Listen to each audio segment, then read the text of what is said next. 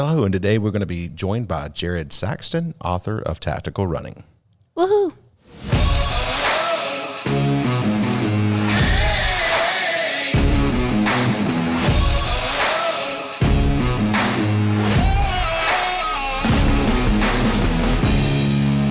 All right. So, first off, before we can do any of that, we are going to have like an ad and any other announcements. Do we have any other announcements or anything else that we need to say? I will take that as a no. Okay, we're going to hear from our sponsor, Faith and Freedom Clothing. No, not that. Wrong thing. Like I said, ad from Faith and Freedom Clothing. Faith. Freedom. Cars. Martial arts. Coffee. You can find t-shirts for all this stuff and more. Where can they find that, Kylie? At faithandfreedom.clothing. Oh, by the way, if you use the coupon code Impact Defense, you will get 10% off of that. Ooh. We should better use that then. What was that voice? I don't know. Okay. So to get away from Kylie's voices here, let's go ahead and say faithandfreedom.clothing. Okay, so I'll tell you right off the bat, we have been trying to get Jarrod Saxton on the podcast for months, and it is not his fault, purely mine. We have been terrible hosts. Yeah. So he wrote a book called Tactical Running, and before we bring him on and everything, I just want to say for a moment, when I first started talking to him and we started messaging back and forth, my first thought was like, how in the world are you going to write an entire book on running away? And then he did it very well. And it's a thick book. Like it's not just like a pamphlet style. When Brian said that he had a book on tactical running for me to look at, I was going, okay, pamphlet. And then he hands it to me, and I'm over here going, whoa. Yeah. This is not a one-sitting book. What? Yeah. So as soon as we sat down, or as soon as he started messaging me, we started going back and forth. And I thought, well, I don't want to have somebody on the podcast without getting the book and actually looking at it first. So I went ahead and bought the book on Amazon. And as soon as it came in, I was like, wait, holy crap. I can't believe this thing is this thick. And it was good. It was really good. I really enjoyed it. There was a lot of stuff that he addressed in that book that I was kind of shocked about. So anyway, we are about to bring on Jarrod Saxton. All right, guys, we are joined by Jarrod Saxton, author of Tactical Running. How you doing, sir? Guys? All right. For those that don't know about you or haven't heard of your book, we've actually mentioned it on the podcast before, but for those that may not have heard of you yet, could you please tell us a little bit about yourself? Sure. So my name is Jarrod. I'm the founder of Tactical Running. We're a martial art that focuses on the flight response rather than the fight response. So what that typically means is if you've started running away from an attacker and they are pursuing you, where do you go? What do you do? What are the certain obstacles you might encounter in that kind of self-defense situation, and how can you either prevent those or overcome them? Yeah, I think even when you and I were messaging back and forth, kind of getting ready for this, I pointed out the fact that as I was coming up in martial arts, we were always told to, run if you can, but no one ever really told us how to do that. Yeah, and I think that's something that I sort of noticed as well. And I kind of thought, well, what if we had a martial arts for our flight response that kind of was very similar? Like, it had a set of techniques that we could learn, a system, a clear direction. Because learning how to fight just greatly improves your chance of surviving a fight. And so surely learning how to run and having techniques for running and, accessing certain advantages and things, which I'm sure we'll get into later, it improves your chances of actually getting away from that situation. And so it gives you another mode of self-defense. If you think about it, we've got, our fight and flight response. You could say we've got a freeze response as well. Mm-hmm. And so, if you're just sort of maxing out one, you're sort of limiting your self-defense abilities. Yeah, it's true. It's very true. because we tell, I know we tell students all the time when we're talking about self-defense that if they can run and get out of the situation, or if they can leave, honestly, if you get yourself out of that situation, it's a win. It's still a win. Your goal is to avoid it. So if you avoid that by running, then it's a win. Mm-hmm. Yeah, for sure. And I think the other side of it as well is like in terms of the freeze response, which was sort of similar to escape, except well, I guess it comes from like, if you go back to say caveman times, you're sort of out going for a walk and a saber-toothed tiger jumps on someone, and the next person to move is going to be the one that's eaten next. So everyone kind of freezes, they don't know what to do. That there was beneficial, and it still can be in some situations if you're suddenly freeze. But it's kind of like the entry point into stealth or hiding and sort of sneaking away as well, which is something that we sort of cover in there as well, is how do you turn a chase into a search? Because when if you're running away from someone chasing you, you could run for 100 meters and only get 2 meters on them. If you're sneaking away from them, and you sneak away for just, if you sneak away for 100 meters, you could get 200 meters on them if they are running in the wrong direction or searching for you in the wrong place.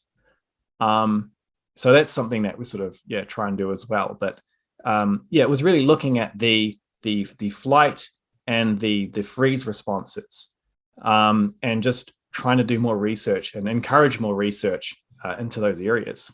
What's your training background that led up to these conclusions for you? Like, what's kind of your history? Okay, so my first martial art that I did was called Kiadaru martial arts.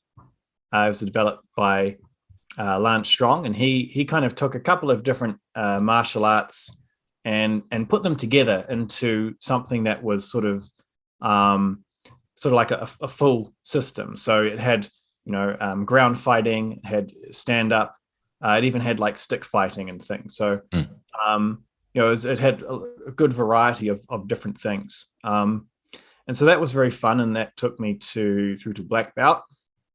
And then after that, I kind of ended up moving and just kind of looking at a couple of other different, like I did a little bit of MMA training and things like that, just through a couple of different gyms. And it was probably sort of around that time that I started to do research into this, which actually required me to seek a lot of expertise outside of martial arts. So I started getting into track and field, and I was advised by a couple, like the sort of rugby is quite big in New Zealand. So I had the guy, Chris Strange, who's he's part of High Performance Sports New Zealand, come in and show me a couple of things on maneuverability, footwork, which was all very important. I mean, tactical running, a lot of the tactical running techniques, probably 80% of it is good footwork. And then from there, looked into a couple of other things as well. Just little bits here and there. It was beach sprints. That's the one, beach sprints. The good thing about that is the surfing competitions is they're running in the sand, and they have to get up off the ground. They have to pick up little batons and pass them to each other.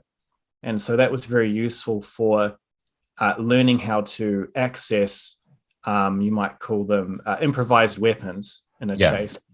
How to pick those up, how to get off the ground fast. All of that was really, really important. So it was about taking that, then bringing that back into martial arts and trying to make it practical. So if you think of something like rugby or gridiron, there's a good techniques for sidestepping, or like a stiff arm, getting around people, right? But they're not allowed to punch people in the face, right? They're not knives out on each other and start going at it. So I have to take these sidestepping techniques, these footwork drills, back into martial arts, and then sort of combine that with your different kind of shelling techniques and fending while making sure you're guarded. So I had to sort of integrate that and go back and forward between a couple of different experts just to make sure that everything was going to work okay. Especially important because it's in the area of self-defense and martial arts. It's quite you want to make sure that what you're doing is really working. And I think that's also another issue was, when someone comes and says they have a new martial art, the first thing a lot of martial artists can do is sort of roll their eyes, right? Yeah. Usually it's in the area of fighting. I mean, it's very hard to come up with some kind of new paradigm in fighting, in martial arts. Like a lot of it's sort of, and I'm sure there will still be more improvements there. But, a lot of it's just being trialed and tested at this stage. Yeah. So that's kind of my background. How long have you been teaching tactical running?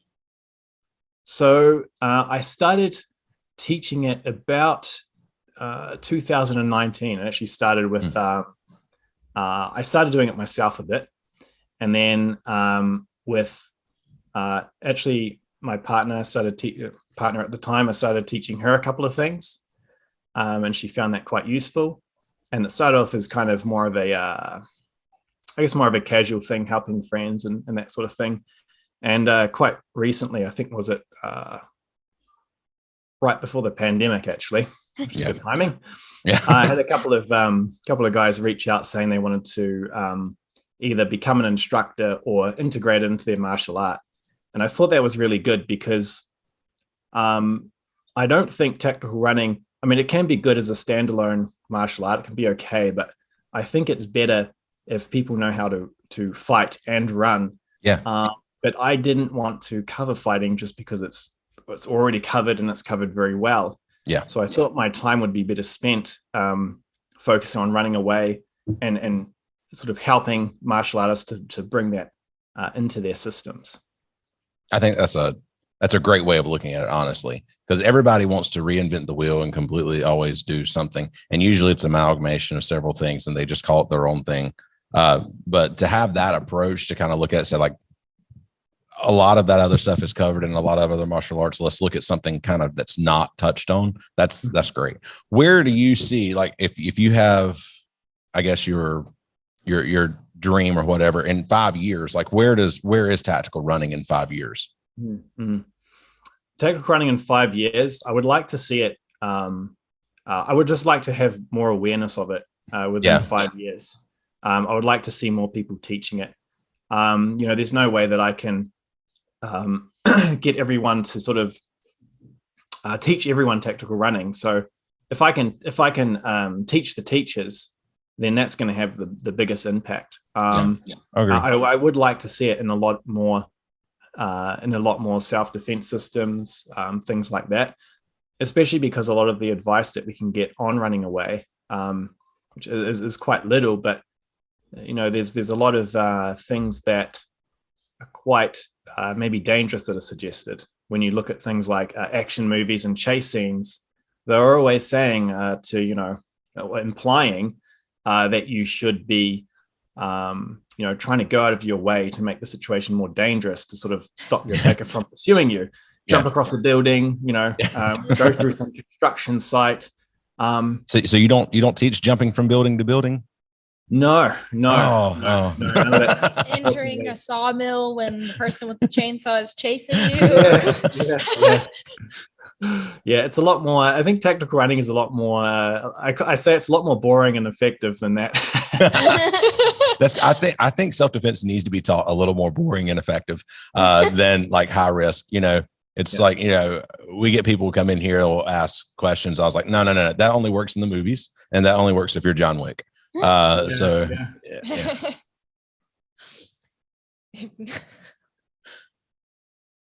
good there? It's just like the kids who are like, well, isn't that just kind of being a pushover? It's like, no, if proper self-defense, your goal is for it to have been a boring situation. If it was boring, it means you got out safe. Yeah. And that's what is kind of say, like, the goal of tactical running is to just get to safety as quickly and as efficiently as possible. And whether you might need to fight in order to achieve that. like you might actually need to fight. But if you can at least try to run away before then that's awesome. And if you've got skills to do that and you can reduce the chances of needing to fight, then that's good. Yeah. It makes me think of Ian Abernathy's slap and run. Yeah. Are you aware of Ian Abernathy? No. Oh, okay. So technically speaking, we are a karate style, although people that come in here look at that, it doesn't look anything like karate. It's because I'm also like a combatives instructor, and I got black belts and some kickboxing, some other things as well. So a lot of what we teach in class, we had him on the podcast at one point. He's a big karate guy that's in reality-based self-defense. And one of the things that he said, and it wasn't his quote, it was somebody else's, but he says, I don't remember who it was though, so I'm just going to have to say it came from Ian Abernathy. It was, do what works and call it karate. And that's kind of what we've done. So we've had him on the podcast before, kind of talking about, that. But anyway, now do you have, other than the book, do you have any other resources out there or resources that are in the works? Yeah, a resource in the work is firstly, we're building a YouTube channel. I'm actually awesome. There's a guy who I'm training to help me teach instructors. And me and him are going to get together soon. So he's in Las Vegas at the moment. Does the channel already exist, or is there? The YouTube channel already exists. At the moment, we just have theoretical things, as in me and him having a couple of discussions. We often go out for runs and then we break down our runs. So what advantages did we identify as we're running? And if we were attacked, what are some of the things we would have done? And that's always a good mental exercise. Cool. I have an audio training guide as well. So you basically it's just a track, and it just instructs you to go out for a run. You improvise your route. So, don't stick to a track. You just run around a couple of corners in your neighborhood, and it guides you. So awareness. So first exercise is basically creating space. So as you're going for a run, you're going to be running quite fast. If you are running, you just go for a jog with this exercise. The idea is to look at things that you might run into. Look at things, objects and items you can't see around, and create space as you're running past them, so that if anything comes out of that way, you have enough time to react. And so that's like the first sector. You got 2 minutes to do that.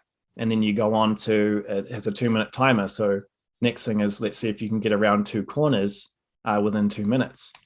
Exercise after that is, you've got 2 minutes to identify as many fighting items as possible. So have a look. Do you see any bricks or sticks? Or as you're running, what can you see that you might have been able to use? Then it goes on to basically areas that you could fight from. So, if someone is catching up to you, but they haven't quite caught you yet, and you need, like, if you're running away from someone, right, you sort of control, you have a bit more control of where the fight happens. And if they're chasing you, you can take that fight to an advantage. So it might be some stairs, it might be some kind of barrier. So it's about looking for those things. Gotcha. So it just guides you through all of those. Yeah. So that's one resource we've got right now. Well, that's awesome. So there is a plan then to do some type of online course or something like that? Yeah. We're looking to put together a course. It will sort of cover what the book covers, except I'm going to have a lot more opportunity to demonstrate the techniques. Right. First probably, the way I like to do it would be like a live demonstration, then breaking down what happened, then maybe answering a couple of questions, and then just maybe showing a couple of guys running through the same technique, just so you can see a couple of different people and body types doing that same technique, and just have that for all of the techniques in tactical running, as well as, we've got drones now. So one thing I'd love to do is just go for a run down the street and have a drone just follow me, and I can just stop at certain places and show what I would do and why. So I'd love to put all that sort of stuff in there as well. I think it'd be quite cool. Yeah, that's awesome. I know as I was reading the book, yeah, it is unique. As I was reading the book, I thought this is just begging for some type of online course, honestly. So I think a resource like that would be wonderful. Yeah, training program and running plan. Yeah. So, I mean, get fit and be safer. Yeah. For sure. Yeah. So is there any question that we did not ask you that you wish we would have? Yeah, actually, I think maybe one thing could be like some quick tips, like in terms of using running to defend yourself. Mm-hmm. So, I mean, one thing that I always say to people is one place in which we're likely to get attacked is a place where we're going from A to B, right? So like from home to the mall, or from a taxi to a club, or something like this, right? Wherever it is. And so we're going from A to B. And so route A is just running back the exact way you came. So there's like the one way to just end a chase really quick is to just get to either a safe building, capable people, or a means of transport. And if you can get to any one of those three things, you might not solve the problem completely, but you might solve the sort of immediate problem of the situation. Like if you can get to, a security guard or something like that, it's going to be very helpful. So if you can do one of those things, it's great. But searching for those when an attack happens, you might freeze up, right? Because the first thing you can't do in a chase is just go, where's the advantage, and run to that advantage. You need to have some sort of instant response. And so the best response, just generically, is just to run back the exact way you came, for a couple of reasons, right? So like, firstly, when you run back the same way you came, it's likely to lead to one of those things, likely to lead to either a safe building, some capable people, or a means of transport. And you have the most up-to-date information on that area. You like, even if you're in your own city, maybe there's like some sort of road work or blocked road, right, or who knows, but you know that the way you just walked is safe. You might have noticed some sort of improvised weapon or something that you could use to help yourself on that route as you're going back. And you're not going to get lost or get caught up in any dead ends, because you've came that way, and you'll end at your destination. So that's probably the first go-to. If you can't do that, then it's route B, right? Which is just try and get to the destination you were originally trying to get to before you're attacked.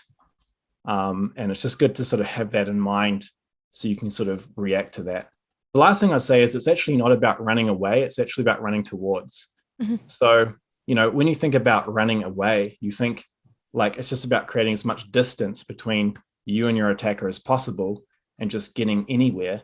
But you could run into an isolated area where no one's available to sort of help you. You could get stuck halfway over a fence in some complicated area. And so it's actually much more important where you run to. That distinction has to be made from running away from an attacker to running towards an advantage. And so when I'm training myself to run towards these advantages as fast as possible. And in doing so, I'm still running away from the attacker, but my focus isn't on the attacker. It's on the thing that I'm trying to get to.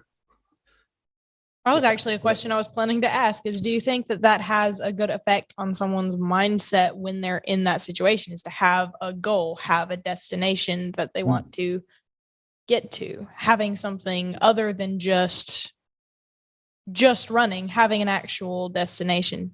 How does that affect the mental state of the person in the situation? Definitely. I mean, having that thing to focus on is huge. And, running away, it kind of has this sort of thing of maybe seeming like a victim or like fearful or aimless. When you're running towards something, it's more focused on, I'm smart, I'm intelligent, I'm getting to this thing. And if that person catches up to me, they're going to be facing like some serious threat. I'm going to make their situation really difficult for them. because they have to follow me. Yeah. And when they catch up to me, they're going to have a serious problem. Like, you might find a brick. You might, if they are catching up to you, you might have to find a good place to fight from. That could be at the top of the stairs, wherever it is, right? But yeah, you're basically, if they're catching up to you, you're thinking about how can you quickly improvise some kind of ambush. So just for fun here, what is one myth about self-defense that you would like to debunk? Oh, a myth about self-defense. Let me see. I think that, we did cover the whole thing about running away. I think maybe the idea of I think one that I'd like, just on a sort of like a higher level, that violence is the only way. I think, I think it's kind of what the purpose of my book was like, the level, the point at which we resort to violence represents the level at which we are capable of sort of solving the problem. So the better we can get at solving problems, the less we're going to need to resort to violence. So it's like that sort of story of this samurai Tsukahara Bokuden, who basically had like what he called a no-sword martial art, and another samurai was sort of challenging him about that on a boat, and ask if it's so good. Well, let's have a fight without a sword, knowing that he'll probably beat him if he doesn't use his sword. And Tsukahara said, yeah, okay, we're currently on a boat though, so we'll just stop by this nearby island just to avoid harming anyone, and you can test my no sword art. And so they rowed off to that island, and as the samurai jumped off, eager to challenge Tsukahara, he just pushed the boat back out and left the samurai stranded on the island and just said, this is my no sword art. Yeah. And so Tsukahara didn't have to fight at all. And it was kind of that whole thing of just using wits, or, using smarts to overcome problems. So I think the better we can get at that, it's better for everyone, right? That's the truth. Yeah. I think a lot of self-defense instructors make the mistake of, saying that violence should be your last resort, but then not actually teaching you any other options, which is where I think your martial art really fills in a huge gap in the self-defense world. Yeah. Like, this is fantastic because I know. Because you're completely correct. Once you have to resort to violence, that means that you've exhausted any other option. If you give yourself more options before violence, it takes you longer to have to get to that point. Yeah. It's like in my adult life, I have had the opportunities to be in a physical confrontation, but I have been able to avoid that through other training that I've had in de-escalation. And I think so many times, another thing that a lot of, outside of just running away, another thing that a lot of self-defense instructors do not teach is de-escalation skills. Thankfully, I have had that type of training. And in those moments, I've just been able to kick right in and kind of de-escalate the situation so I could, or me and someone else could get out of there. And so I think soft skills like that, and then the idea of the flight skills, like what you're teaching, that is something that is a big hole in the martial arts and in the self-defense industry. So thank you very much for like writing that book and all of this. This is great. Oh, thank you. Yeah. And you just think about how proud you feel when you're able to de-escalate a situation without violence. You feel mature and capable and wise.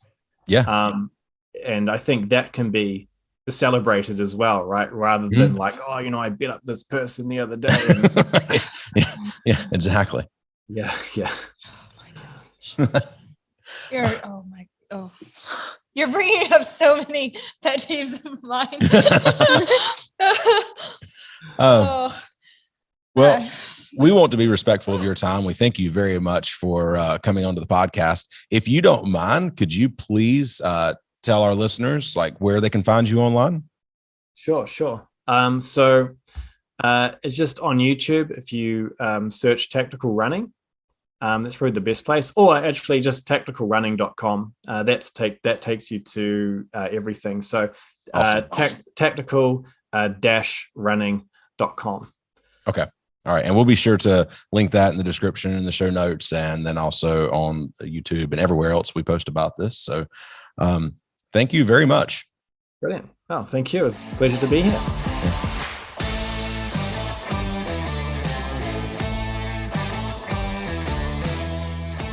All right. So that was our interview with Jarrod Saxton. I'm not going to lie. I read the book beforehand. I really liked it, but I did not expect to enjoy the interview as much as we did. Yes, it was great. It's so rare that we hear something that we don't already have a ton of set opinions on. Yeah. Yeah. Because it really isn't a niche that we've gotten into, but it's a niche nobody really gets into with self-defense. That's why it works that's why he was able to write a full book on it. Yeah. He saw a huge gap and he filled it. He did. Yep. And I think that's great. Unfortunately, in our industry, it's not usually a situation like that. Now, there are some situations like that. There are some where, like, oh yeah, there is this gap, and we are going to fill it. I know somebody else that I've talked with, Tony Blauer, has got this whole thing about fear and mental and stuff, and I think that's actually something else that's not really dealt with. But this is on a completely different level. One of these things that basically everybody says to do, but nobody either knows how to do or teaches you how to do. Mm-hmm. Or everyone just expects to automatically be prepared to do. Yeah. They think they already know how. And then this book just really proves you don't. Yeah. So you think you know, you don't. Yep. But yeah, we had a really good podcast. We got to hear a little bit about his history, what kind of led him to starting the tactical running martial art, and then kind of how the last few years have gone for him running it, and also where he kind of wants to see it in a few years. And then we'll probably end up and some of the upcoming training things that he's working on. Yeah. Those are exciting. I'm really looking forward to seeing those. And you can see those in the link in the description if you're on the video portion. So if you're on YouTube, you can find those in the link. Well, it'll be in the show notes as well. Oh, okay. Well, so yeah, we'll have links to his stuff and everything in the show notes of this podcast. Yes, absolutely. And we look forward to having him on the podcast again, because there are so many corners of this that we have not visited yet. That's another thing I didn't expect. I didn't expect to go like, oh, there's so much more we need to talk about. Let's do this again. Yes, absolutely. And if you're listening to this and you either train in martial arts or you train people in martial arts, or just train self-defense in general, be on the lookout for another episode with Jarrod Saxton, because we're going to go into hopefully how to incorporate tactical running in everyday martial arts classes. So yeah. I'm looking forward to that. Yeah. Yep. Me too. All right.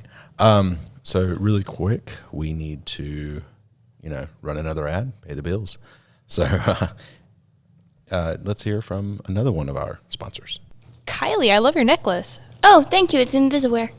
Your necklace corrects your teeth.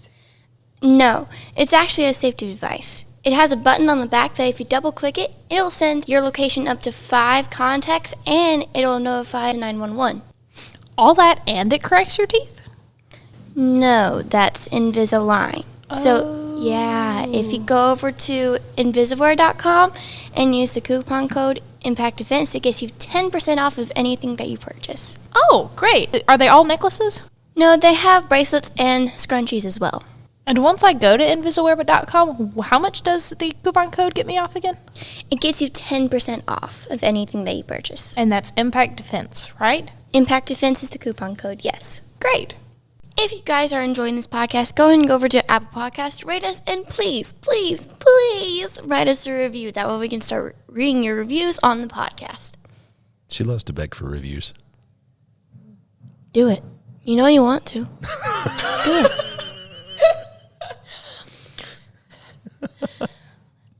This is the podcast you will write a review for. Can we tell Jada's been watching Star Wars? She's trying the Force mind trick. I don't think the Force mind trick, or the Jedi mind trick, that is. I don't think the Jedi mind trick works over podcast. It works over podcast. It works over podcast. Okay. So, how are you coming along with Obi-Wan Kenobi's? It's just Obi-Wan, and I think there's only one episode I haven't seen yet, and it was the one that came out yesterday. Gotcha. That is our phone ringing in the background, so we are going to end this podcast. Thank you guys so much for listening. We'll see you in the next episode. Bye. Bye. Thank you for listening to the Impact Defense Podcast. If you would like to learn more about how to keep yourself safe, check out the articles, videos, courses, and seminars at www.impactdefense.online. We also do training for security teams, churches, businesses, groups, and more. Stay sharp, stay focused, and train hard.